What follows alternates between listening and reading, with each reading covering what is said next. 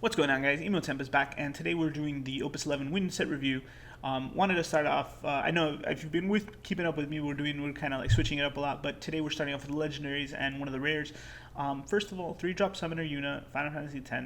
The cost required to cast the summon can be paid with CP of any element. When Yuna enters the field, you may pay 3 win and 2 colorless, 2 of anything.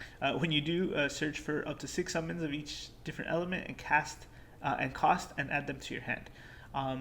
Double cast S, when you cast a summon this turn, you may cast one summon from your hand with a cost inferior to that summon you cast without paying its cost.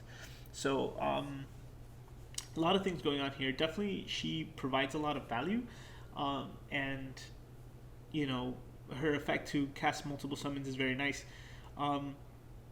She is a very weak card, I think, but I know she has a lot of potential to do big plays. The real problem is my real problem with her, and people were like, I know when this card got revealed, people were saying that this card is absurd, it's going to be broken, and you're right, it is, but my question is to you is, what's the point, right? Like, so let's say you do search up to 6 summons, different elements, and cost and add them to your hand, right? At very most, and then you double cast, right? You're gonna break stuff and then clear their board more, and then what? Like, you're gonna be left with a lot of extra CP and like probably an excess of cards to board wipe. The only thing I can think of though is that she sets you up for a lot of counter plays. So you'll have stuff like I think this will be good when you're playing summons like that protect, like Titan and maybe I can't think of the other ones. It kind of just stuff that like keeps your forwards alive and stuff. Can't be targeted, bounce back to your hand and stuff like that. It kind of leads me to believe that this would be open. I know people are playing Valid 4 and stuff to kind of like get everything back, and then, you know, I don't know. I really don't know where they're going with that. So if you guys have the plays, if you guys have been testing this obviously and you see it, let me tell me, help me understand why. Because I know she's a good card, right? But the play has to be worth it to me to actually like even try to build around it. She's summoner, so we know that if she's around, that Braska might be around. But that also like bugs me, right? Because if we're going for all the summons, then Braska's final. Yeah, won't be around, because it's like, what's the point? We're taking up space with either with one or the other, right? So I don't know. I hope something cool comes out of it. But then, you know, all these summon things we've had in the past, like the Rydia that reveals and all those things have fallen flat. But now I don't know. There's more summoner stuff, so we'll see how it goes. We have dedicated searchers now, and we have you know, color fixing. So like I said, let's see what happens there. Ritz. If you control a category FFTA forward other than Ritz gains 1,000 power and haste, which is good. When Ritz attacks, choose up to 3 backups you control, activate them. That's also good. And then at 3 damage, Ritz cannot be blocked. So again, very good for a legendary. Has 3 effects. Not as much value, but well, she's pretty much free, right?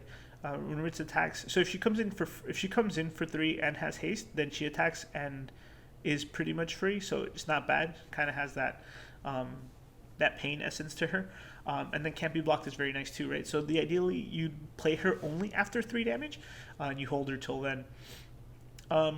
Being as that it's wind, and most of the FFT, my problem with FFTA 2 is always that the colors are scattered, and so it needs to be a little more defined. I think this time it's going to be a little bit better because we have more color fixing, like I mentioned, and so this might be easier to do. I think she will see play. She's a very strong card.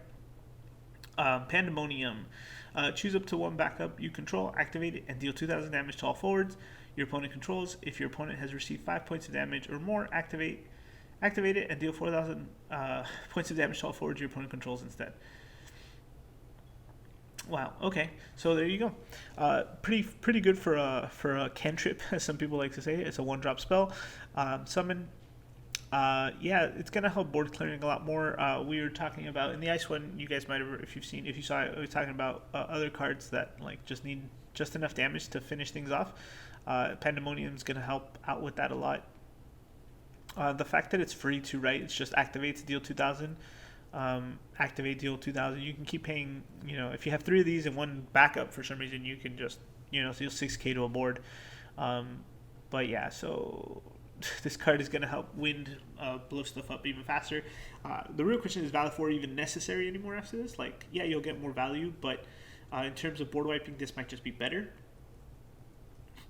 So something to think about there. Um, we can move on though. This is the extras, the rare heroes, and a common. I think Fiona, pretty simple 2 cost backup. So the argument here is a search for 4 CP, 2 win, 2 anything. Search for a character and add it to your hand. Character obviously can be forward backup monster. And it doesn't break, right? So she can do this every turn. You can always get what you want, assuming, but you're not looking for summons, right? And I think that's the thing, the difference between the Mog 11. I mean, yeah, Moogle from the 11.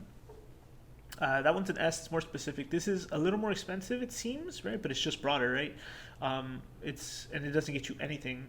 But I think this card is going to be good just to put in general decks. Any deck that uses 2 colors that wins included. It's just going to help search out the right pieces. And I really like this card.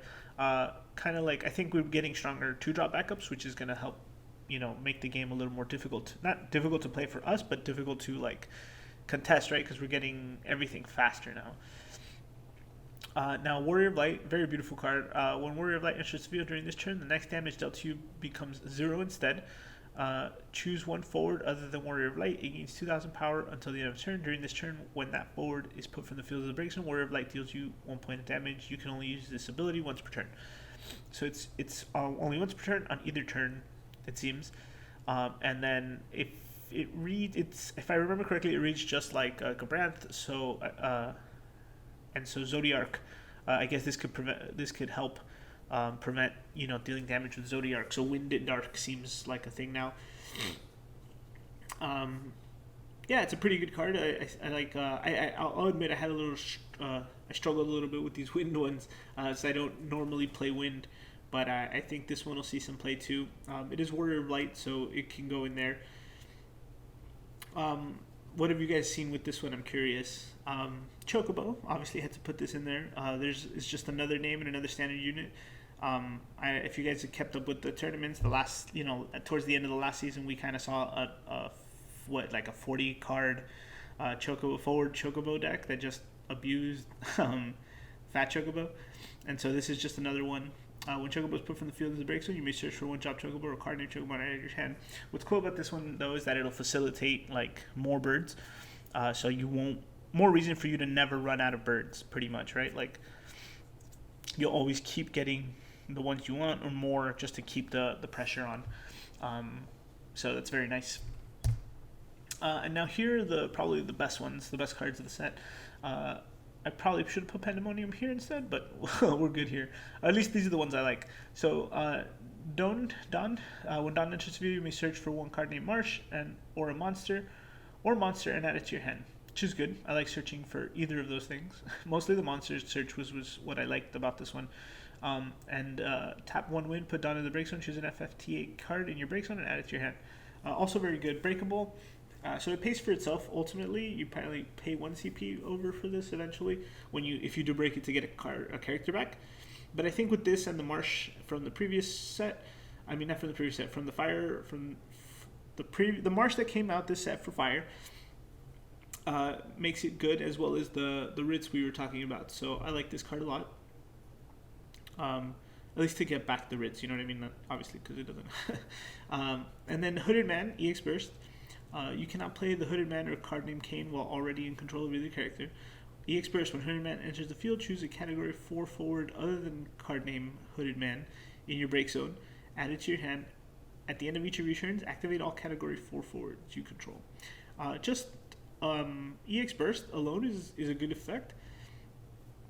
But add it to your but at the end of each turn, activate all your category 4 forwards you control is very good. The 4 deck seems to be growing. I think this is going to be a very good card for title as well. But yeah, it's going to be fun. This is a very nice card. I like it. Just being able to have resources to play on your next turn. And you can always attack. I've always been a fan of that, attacking and then standing everyone back up. Kind of just feels like I'm keeping my board strong and present and threatening and keeping me safe. It's just an all-out good idea. So being able to do all that stuff. Obviously, you play him at the end of your turn, right? You go main phase blah blah blah, battle phase swing. Main phase 2, play this and then pass, it resolves, yeah, you get it, right? And if not, like, the opponent will try to do something, but if it does it, it's good. It's all good. And then Chelenka, new broken Chelenka. When Chelenka enters the field, choose a forward until the end of the turn. He gains Brave, and this forward can attack twice in the same turn. Tap for 2 and tap, return Chelenka to your hand. So it's a built-in engine, right, to start dealing two damage a turn, or giving something forward and just being able to swing twice. But then being able to replay this on its own, like, is just such a fantastic card. I'm really excited to start playing with this one. There's a couple things, like, I don't know, just for fun, right? We're thinking, Andy's actually already mentioned this to me, that, like, what's his the 3-drop fire card? I can't remember his name right now. Just deals 2 points of damage. So if you give him Brave, attacks, he puts him at 9k, I think, and then he attacks again, puts him at 12. You'll take 4 points of damage, or you'll give me 2 forwards.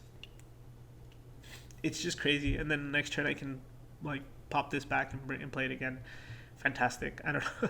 Just a really good card. And Chelenka searchable, FFCC. It's like, it has so many ways to get you here that it's just gonna be fun. Expect to see this a lot, guys. Also with Braska's Final Aeon, just for fun, right? We do it, swing twice, deal 10k to different things. Like, get out of here. Well, guys, thanks for listening. I think these cards are really great. They're the standout cards anyway. That's what that's what I talk about. Yeah, let me know what cards if you agree with some of these, or if you don't agree. Just drop it in the comments, man. I'll see you guys next time.